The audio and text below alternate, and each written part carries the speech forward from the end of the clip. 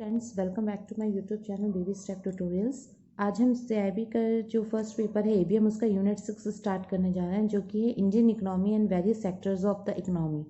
ठीक है, इस चैप्टर में जो हम है ना इंडियन इकोनॉमी के बारे में पढ़ेंगे, उसके जो डिफरेंट सेक्टर्स हैं like agriculture, industrial sector, MSME sectors, उन सब के बारे में पढ़ेंगे। उन सब का छोटा छोटा ब्रीफ सा दे रखा है, वो सब हम उसमें देखेंगे। ठीक है, तो चलिए पहले इंट्रोडक्शन से स्टार्ट करते हैं।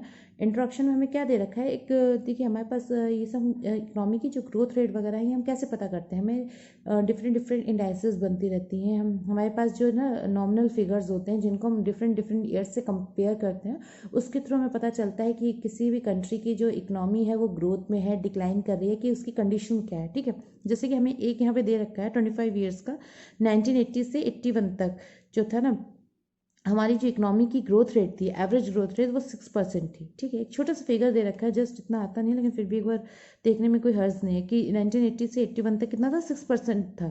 ठीक है, उसके बाद इन्होंने एक दिया है कि 2001 से 2007-8 तक जो हमारा ग्रोथ रेट था वो 7.20 था। ठीक है, आप देख रहे होंगे यहाँ पे मैंने लिख रखा है।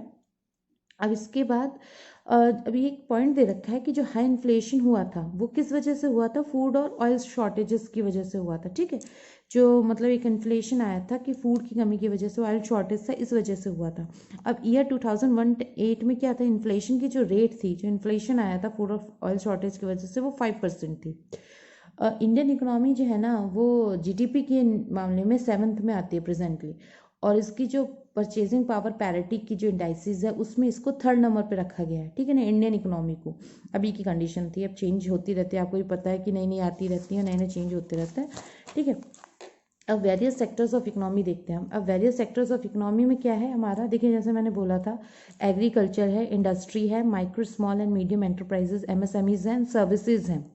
एग्रीकल्चर आपका क्या हुआ ना, एग्रीकल्चर देखिए सबसे बड़ा इंडियन इकोनॉमी में जो सपोर्टिव जो हमारा सेक्टर है, सबसे बड़ा सेक्टर एग्रीकल्चर है। अभी ये डिक्लाइन में आया है थोड़ा, क्योंकि लोग थोड़ा सा जॉब और उसके चक्कर में ज़्यादा पढ़ रहे हैं, लेकिन मतलब एग्रीकल्चर सेक्टर जो है ना वो इंडियन इकोनॉमी का सबसे बड़ा पार्ट है ना, उसको कवर करता है। ठीक है, इसमें जैसे क्या होता था पहले, क्या था ना, 1.1 ट्रिलियन का देखिए एक फिगर दिया हुआ है, 1.1 ट्रिलियन का निकला था 2016-17 में। ठीक है, अब देखो डिक्लाइन मैंने क्यों बोला कि इसका जो 2008-9 का जो डेटा दे रखा है उसके हिसाब से 17% है।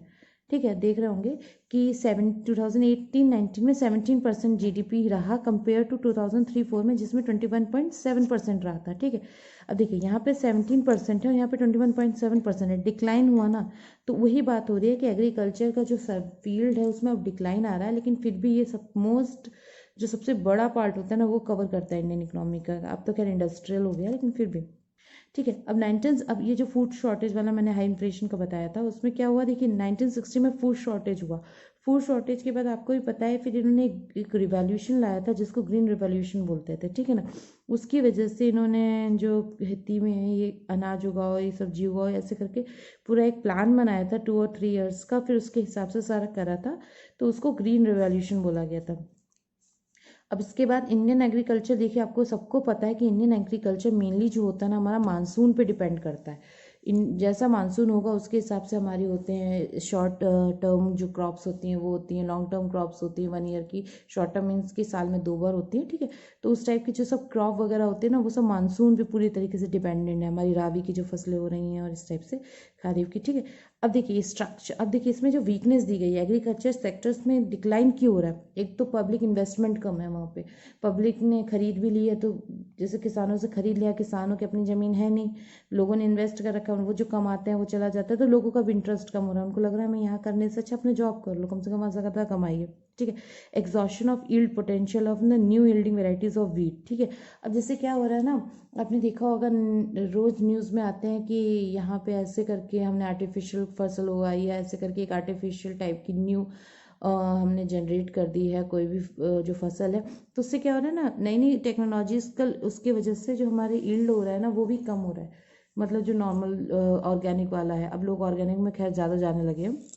और जो हमारा मानसून का तो मैंने एक पॉइंट बताई था, वीक था, थोड़ा सा पानी वगैरह का जो सप्लाई है, हार्वेस्ट सिस्टम है ना, वो भी थोड़ा सा अभी इंडियन इकोनॉमी में उतना बेटर नहीं है, ठीक है। और हमें जो इसके लिए फर्टिलाइजर्स वगैरह यूज़ होते हैं उनका भी प्रॉपर तरीके से बताया नहीं गया, लोग अनएजुकेटेड हैं। तो ये सब थोड़े से वीकनेसेस हैं हमारे एग्रीकल्चर सेक्टर के, ठीक है ना। अब इनको सही करने के लिए जो हमें ऑब्जेक्टिव्स हैं ना, वो हम क्या क्या अप्लाई कर सकते हैं, जैसे कि क्या कर सकते हैं, जो इरीगेटेड एरियाज़ हैं ना उनको डबल करके रेट ऑफ ग्रोथ बढ़ा सकते हैं, रिक्लेमिंग कर सकते हैं डिग्रेडेड लैंड की, उनकी सॉइल क्वालिटी को फिर से फोकस करके फिर से अच्छा करके हम वहाँ पे भी जो है ना एग्रीकल्चरल लैंड में कन्वर्ट कर सकते हैं उसको, और फिर वहाँ पे एग्रीकल्चरिंग मतलब अपने जो भी फसलें उगानी है या जो भी आपको आइटम उगाना है वो आप उगा सकते हो, जैसे कॉटन करना है, कुछ भी करना है, सॉइल क्वालिटी पे डिपेंड करता है, ठीक है।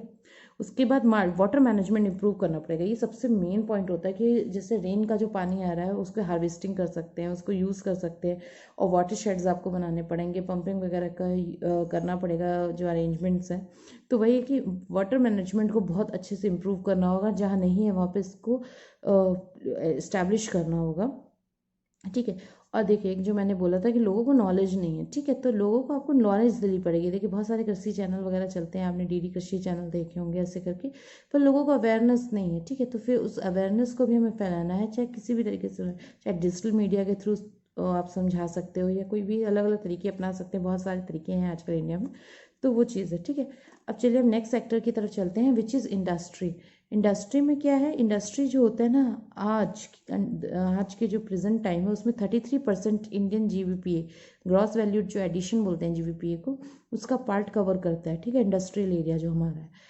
इसमें क्या होता है, इस सेक्टर में जो एम्प्लॉयज़ है ना 22% टोटल वर्कफोर्स है, ठीक है ना। मतलब ये इंडस्ट्रियल सेक्टर जो है ना 22% ऑफ इंडियन इकोनॉमी के वर्कफोर्स को एम्प्लॉय करता है। अब इसमें ना इंडस्ट्रियल आउटपुट में इंडिया की रैंक भी दे रखी है, विच इज़ 12, ठीक है। अब ये देखते हैं, सेंट्रल स्टैटिकल ऑर्गेनाइजेशन है ना, उसने इंडियन इंडस्ट्रियल सेक्टर को 3 पार्ट्स में डिवाइड किया है। कौन कौन से हैं, mining and quarrying, manufacturing and electricity, gas and water supply, ठीक है। आप समझिएगा, माइनिंग में जो माइनिंग से खदान और खोदना वगैरह से रिलेटेड है, मैन्युफैक्चरिंग में जो आइटम आप प्रोड्यूस्ड कर रहे हो, इलेक्ट्रिसिटी वगैरह है, और थर्ड जो पार्ट बना है वो गैस एंड वाटर सप्लाई से रिलेटेड बना है, ठीक है। तो ये एक इंपॉर्टेंट पॉइंट हो सकता है कि इंडस्ट्रियल सेक्टर में कौन कौन से 3 सेगमेंट्स में डिवाइड किए, तो ये 3 सेगमेंट्स में हमें डिवाइड करके दिया गया है, ठीक है। और 2015-16 में इसका जीवीपी की ना 32.61 थी वैल्यू, ठीक है, इंडस्ट्रियल सेक्टर की। अब चलिए देखते हैं micro small and medium enterprises, MSMEs में क्या है, they account for 39% of total industrial production, ठीक है ना। एमएसएमई क्या होता है, micro small and medium enterprises होते हैं, जिससे लार्ज एंटरप्राइजेस को छोड़ के जो छोटा या मीडियम लेवल पे वर्क करते हैं ना उनको एम्प्लॉयड कर, मतलब उसके बारे में बता रहा है इस सेक्टर में। और इसमें 39% ऑफ टोटल इंडस्ट्रियल प्रोडक्शन होता है, ठीक है।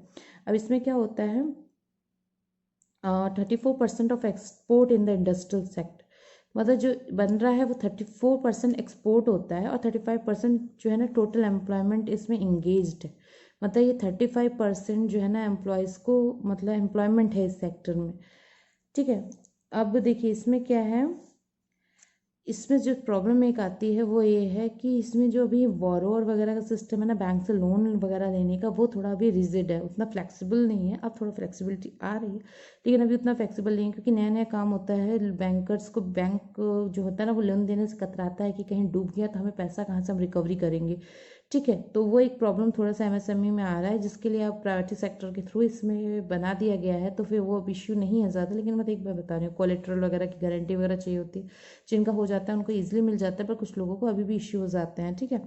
अब इसमें क्या है, देखिए मैंने आपसे कही थी कि इसमें जो है ना अब थोड़े से फ्लेक्सिबिलिटी के साथ रूल्स लाए गए हैं। तो वो रूल्स क्या क्या लाए गए हैं, जैसे कि इसमें बोला गया है कि एमएसएमई को प्राइवेट सेक्टर में इंक्लूड किया गया है, जिसमें सब लिमिट कहाँ तक की है, माइक्रो यूनिट तक की है, ठीक है।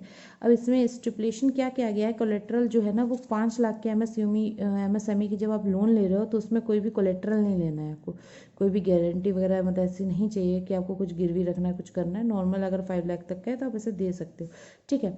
अब क्या हुआ, guarantee for collateral free loan from the credit guarantee trust fund administered by SIDBI ने जो एक credit guarantee trust fund administered किया है, वो क्रेडिट गारंटी प्रोवाइड कराता है जिसमें कोलेट्रल नहीं गया, उस कोलेट्रल फ्री लोन्स के लिए, ठीक है। अब उसके बाद MSME एक्ट जो 2006 है ना, उसमें क्लासिफाइड किया गया MSME के जो सेक्टर्स हैं, कैटेगरीज हैं, किसमें, manufacturing enterprises and service enterprises, ठीक है। MSME एक्ट 2006 के थ्रू इन दो पार्ट्स में डिवाइड किया गया, ठीक है। चलिए नेक्स्ट देखते हैं। नेक्स्ट हमारा जो दे रखा है लास्ट टॉपिक है विच इज़ सर्विसेज, ठीक है। अब सर्विसेज में क्या है, सर्विस सेक्टर जो है ना वो 64% दे रहा है, मतलब सबसे ज़्यादा सर्विस सेक्टर इंडियन इकोनॉमी का, मतलब 2/3 पार्ट आपका जो है ना वो कवर करता है सर्विस सेक्टर आपका, ठीक है। सर्विस सेक्टर को टेरिटरी सेक्टर भी बोलते हैं, टेरिटरी सेक्टर, ठीक है ना। अब इसमें क्या होता है, ये इंडियन उसमें इकोनॉमी में 11th रैंक में है, ठीक है। इन मतलब इंडियन इकोनॉमी जो है ना वो सर्विसेज के मामले में 11th आती है वर्ल्ड में। और 2015-16 में ये 55.96 GVPA का ना जो कवर कर रहे थे, मतलब सोचिए सर्विस सेक्टर कितना ज़्यादा पार्ट कवर कर रहा है हमारी इंडियन इकोनॉमी में, और कितने कम मतलब जो पर्सन है वो सर्विसेज प्रोवाइड कर रहे हैं। जैसे बैंकिंग सर्विसेज हम भी सर्विसेज प्रोवाइड कर रहे हैं, डिफरेंट सेक्टर्स हैं जो सर्विसेज प्रोवाइड करते हैं। तो 2015-16 का जो डेटा आया था उसमें 51.96% जो है ना सर्विसेज सेक्टर ने GVPA का पार्ट कवर किया था, ठीक है। चलिए इसी के साथ हमारा ये जो यूनिट है, यूनिट 6 वो कंप्लीट होता है। अगर आपको कोई मतलब डाउट है या कुछ सजेशन है तो आप मेरे को कमेंट सेक्शन में लिख के बता सकते हो। और अगर आपको मेरा वीडियो पसंद आया तो लाइक ज़रूर कीजिएगा और मेरे चैनल को सब्सक्राइब कीजिएगा। Thank you so much for watching this video.